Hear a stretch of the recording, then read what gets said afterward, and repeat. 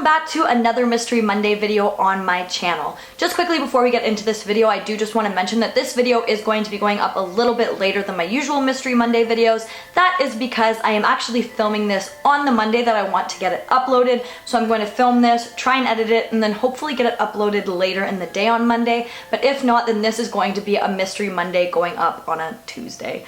So with that all being said, let's get right into today's case. Today's case takes place in a town called Florence in Montana.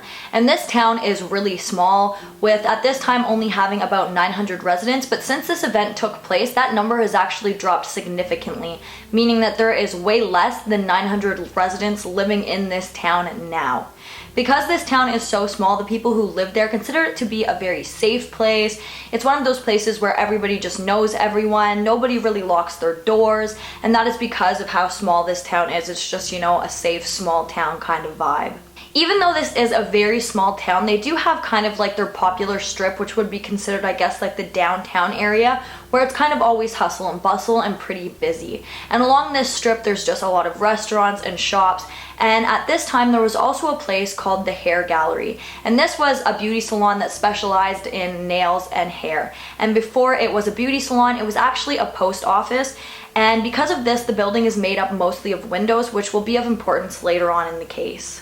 The hair gallery was owned by a 62-year-old woman by the name of Dorothy Harris. Now, Dorothy was known in the town. She was a very popular woman, and she was known as being your stereotypical grandma type. She always wanted to take care of everybody. She wanted to make sure everybody was comfortable, and she was just known to be a really, really sweet older woman. The hair gallery was open every single day of the week except for Sundays and Mondays, meaning that Dorothy's work week would start on a Tuesday. So every single Tuesday she had kind of the same routine. She would gather up the money from the previous week and she would take a trip to her bank in Stevensville, which is about 10 miles away from the hair gallery, and she would do her banking before heading into work. So just like she did every single week since opening the hair gallery, on Tuesday, November 6, 2001, Dorothy took a trip to the bank before heading into work. Around 11 a.m., a customer had arrived at the shop for her scheduled appointment. And upon arriving at the shop, this woman said that she noticed an oddly dressed man leaving out the front door of the hair gallery. Now, the reason that this was so odd and it stood out to her, not only because this man was so oddly dressed, which I'll talk about in just a second, but it also stood out to her because the front door of that building was not the main entrance. This woman had been a client of Dorothy's for a very long time, and she said that she had never ever seen anybody use that front door, not even Dorothy, in the whole time that she had been visiting the salon. The main entrance was actually at the back of the building, I believe because that is where the parking was. So the main door was not the door that this man had exited out of, and that door usually didn't have access to the building at all. People just didn't use it. It was just one of those doors that stayed locked all the time. Also said that this man was seen wearing what appeared to be possibly a top hat or maybe a bowler hat with a white brim and a large black coat. He was just dressed really backdated, but the customer seen this man leaving. She didn't pay it too much mind and then continued on into the salon for her appointment. But to her horror, when she walked into the salon, the first thing that she seen was Dorothy on the floor in the fetal position, surrounded by a pool of her own blood. Unfortunately, at this time, Dorothy had actually already passed away, and the customer actually had to step over Dorothy's body to access the phone to call the police. But luckily, the authorities arrived very, very quickly, and once they did arrive, they found something even more horrific. There were actually 2 more bodies located in the back of the shop in a small utility room.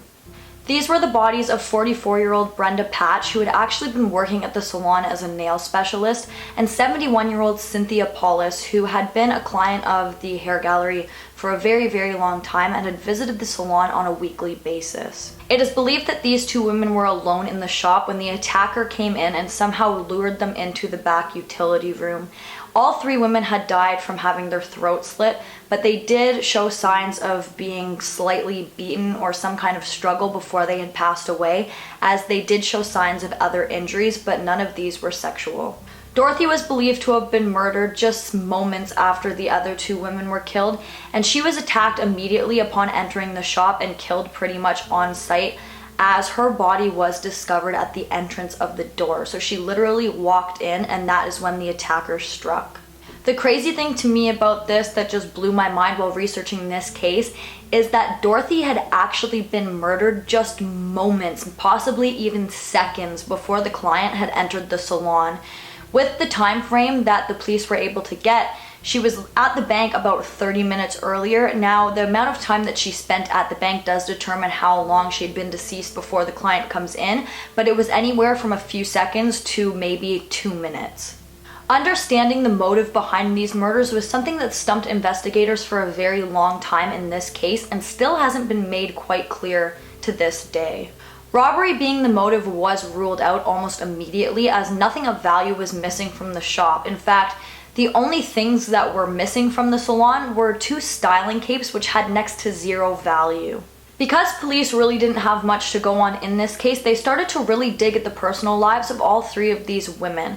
Now, the only real person of interest that they even considered was a family member who was also in business with Dorothy, who hadn't been getting along so great in the time leading up to her death. But this person has since been cleared completely as a suspect. None of these 3 women were the type to have enemies, especially not enemies who would want to murder them in such a brutal fashion. But police have said that they had a very difficult time believing that any of these women were the specific target, but especially Dorothy Harris. And it is widely speculated that she possibly wasn't supposed to be there and just walked into the shop at a bad time, and they had to get rid of her to keep her mouth shut.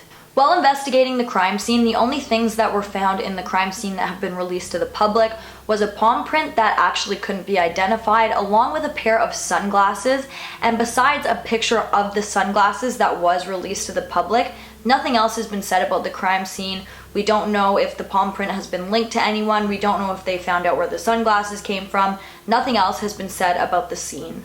After the statement came out that the customer of the hair gallery who pulled in and found Dorothy's body saw an oddly dressed man leaving the salon, many people came forward saying that they had also seen a very similar man fitting this description walking through town around the time of the murders.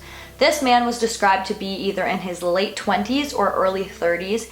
He was about 6 feet tall with a pretty slim build and was seen wearing either a fedora, a bowler hat, or a top hat with a white brim, along with a very long duster coat. It was also said that this man appeared to have very thin facial features, making some of the people who spotted him believe that he was a woman.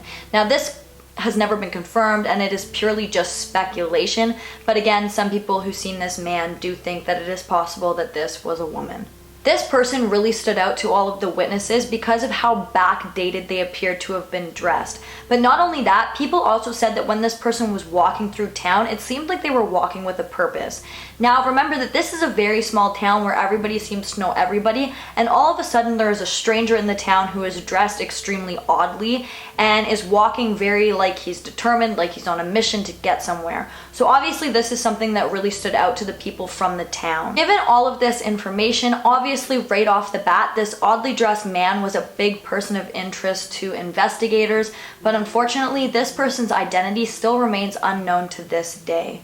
Now, something else that is odd in this case that doesn't really lead anywhere, but something that I still want to mention, is as soon as the bodies were discovered in the hair gallery, bloodhounds were brought into the salon to see if they could track the scent of the killer. Now, the dogs did track the scent on a very odd route. It went through a parking lot, through a school parking lot, through a lot of back alleys and back roads and streets and whatnot, and that led them directly to a house. The owner of this house was quickly ruled out as a suspect, as he was deemed physically unable to have committed these crimes. But that means that the killer somehow trailed through this house, leaving his scent there. And the owner of the house didn't really give any information on this. He couldn't give the police any help in that sense. But it does mean that the killer did take some very strange route through this person's property, through the schoolyard again, through the parking lot, to go who knows where. By the end of 2001, there was only 2 real theories speculating in this case, but neither of them had too much back. Now, the first theory is that one of these 3 women was the target for this killing. But again, police don't know why anybody would want any of these women dead, and it does mean that 2 of these women were just in the wrong place at the wrong time. But again, there isn't any evidence to back up this theory. And the second theory that was speculating at that time is that maybe this killing was just that. Maybe there was no purpose, maybe these women didn't do anything to anyone, and these murders were just purely of sport to the killer. Now, I personally think that this theory is a little bit more likely due to the fact that, again, there is no evidence, there is no motive here, and nothing was missing from the shop. But at this time, those were the only two theories that were speculating. On September 4th, 2002, in Great Bend, Kansas, a delivery driver was making a delivery to Dolly Madison Bakery. Now, when the delivery driver arrived at the bakery, he found it very odd that the front door had actually been locked, as if the shop was closed.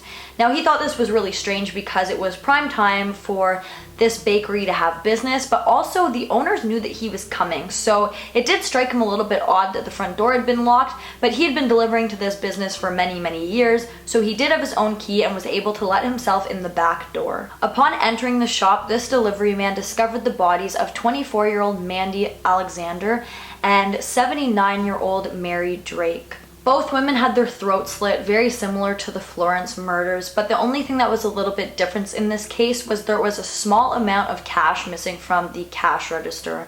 But besides that, nothing of value was missing from the shop. In fact, even both of the women's purses remained in the shop completely untouched. A customer came forward after the murders had taken place and told investigators that he had arrived at the shop around 5:15 to around 6 p.m. And that is when he encountered a young man who he didn't recognize as being somebody from the town, who had actually told him that the bakery was closed. Now, this man found this extremely odd, as this was a prime time for the bakery and he knew that it was supposed to be open, as he had visited the bakery at that time before, but he just figured something came up and maybe the owner was busy or nobody could cover a shift or something like that. The witness said that this man who he had spoken to could have been anywhere from 20 to 35 years old. He said that he was about 6 feet tall, weighed about 175 pounds, and had about chin-length hair. After hearing this, a motel clerk from a motel that was within the town came forward to police and said that a transient had actually checked into the motel on September 4th and checked out the following day. He said that when this transient checked into the hotel, he had chin-length light-colored hair, just like the previous man had said, but the desk clerk noticed that when this man had checked out of the motel, he had actually shaved his head. This case actually remains unsolved to this day, but police have openly said that they have compared the two cases to one another because there is a striking amount of similarities in the two, but due to lack of evidence, they haven't actually been able to confirm whether the two sets of murders are related or not. In 2005, police filed charges against a man by the name of Brian Weber for the Florence case. Now, this man was described by people who knew him as having an extremely violent streak, and at this time he was serving a 24-year sentence for the distribution of meth. In the first week of November 2001, Brian Weber, along with his girlfriend at the time, had actually been visiting the area around Florence. Now, they said that they were there on business, meaning that they were there for something related to drugs, but that does put Brian Weber in the area at the time that the murders had taken place. When Brian was contacted by police, he came in for an interview voluntarily. He also voluntarily gave them his DNA, as well as allowing them to search his van. In November of 2003, Brian Weber was arrested for brutally assaulting a man over something to do with a drug deal gone wrong. At this time, he was also charged with the distribution of meth and was linked to two large meth operations in the area of Florence. In 2008, Brian Weber, along with a man by the name of Christopher Bernaveres, were charged in the hair gallery murders, along with a long list of other crimes that they were believed to have committed. The strange thing about this is the prosecution actually never gave a motive as to why these men would want to murder these three women, and both of these men have completely denied having any involvement in the hair gallery murders. In 2009, Christopher had actually taken a plea deal, and the murder charges were dropped as he did plead guilty to the drug charges, and in 2010, the murder charges were dropped against Brian Weber as they didn't have enough evidence to convict him. That is really all that there is in this case. I would love to know your guys' opinion on this. I really would like to know what you guys think, what you think happened, if you think Brian and Christopher are guilty or not. Please make sure to let me know that in the comments down below, because I am very conflicted in this case. If they were so sure that Brian Weber and Christopher Bernaveres did commit these crimes, Where is the evidence? What is the motive? I would love to know what they think the motive behind these murders were, how they think that these men decided to kill these women, why didn't they take anything from the shop, were they connected to the murder in Kansas? I have so many questions, and this is definitely one of those cases that even after researching and retaining all the information that I feel I possibly could have in this case, I feel like I'm just left with more questions and no answers. But guys, that brings us to the end of this video. If you like this video, please give it a big thumbs up. Don't forget to comment down below what you'd like to see in my future videos, and don't forget to subscribe and turn on that notification bell so that you don't miss any future videos from me. Thank you so much for watching, and I'll see you in the next one. Bye guys!